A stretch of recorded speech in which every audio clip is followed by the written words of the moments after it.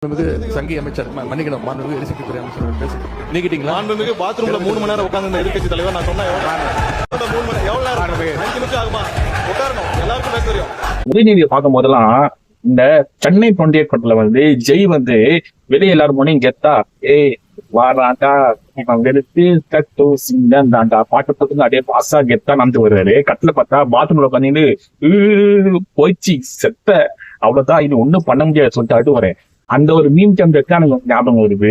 Already பக்கத்தா லைவ்ல போயிட்டு இருக்குது. இவங்க லூஸ் டாக் கொடுத்து லூஸ் மாதிரி பேசுறது எல்லாமே லைவ்ல போயிட்டு இருக்குது.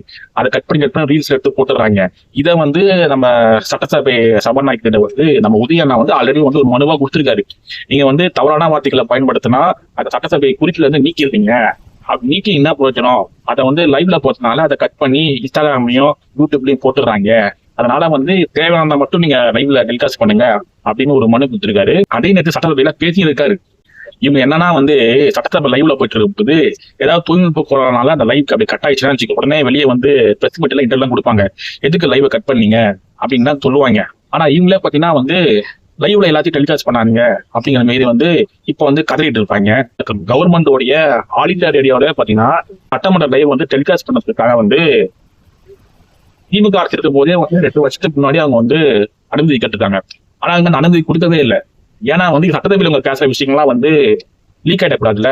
அதாவது இவங்க சட்டசபையில இவங்க சொந்த கதை சோக கதை இவங்களை வாழ்த்தி பேசுறது இதை மட்டும் தான் அந்த லைவ்ல கட் பண்ணி அப்படி டெலிகாஸ்ட் பண்ணுவாங்க. தவிர ஒட்டுமொத்தமா சட்டசபையில நடக்கிற விஷயம் எதையுமே டெலிகாஸ்ட் பண்ணவே மாட்டாங்க. அப்படி டெலிகாஸ்ட் பண்ணா மக்கள் தெரிஞ்சுப்பாங்களே, உங்களை பத்தின விஷயங்கள் தெரிஞ்சுப்பாங்களே. இன்னைக்கு பார்த்தீங்கன்னா நம்ம டிவி கேஸ்ல பாத்தீங்கன்னா எல்லாமே சட்டமன்றத்துல வெளிப்படையா ஓப்பனா டிரான்ஸ்பரா எதிர்கட்சி பேசுறது சரி, ஆளுங்கட்சி பேசுறது சரி, எல்லாத்தையும் மக்கள் பார்த்து தெரிஞ்சுக்கிட்டு சொல்லிட்டு பண்றாங்க. இது நம்ம உதயநாக்கு பொறுக்க மாட்டேங்குது.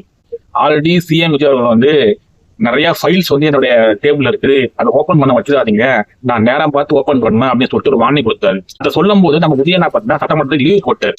2 நாள் கழிச்சு சட்டமன்றத்துக்கு வராரு. அந்த கேள்வி கேட்கிறாரு, எந்த ஃபைலா இருந்தாலும் முதல்ல ஓப்பன் பண்ணுங்க, ஏன் பயப்படுறீங்க அப்படின்னு சொல்லி கேட்கிறாரு.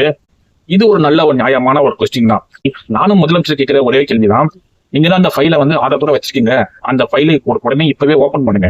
இப்பவே ஓப்பன் பண்ணாதான் 5 வருஷத்துக்குள்ள அந்த கேஸ் முடிஞ்சு சம்மந்தப்பட்டவங்களுக்கு தண்டனை கிடைக்கும்.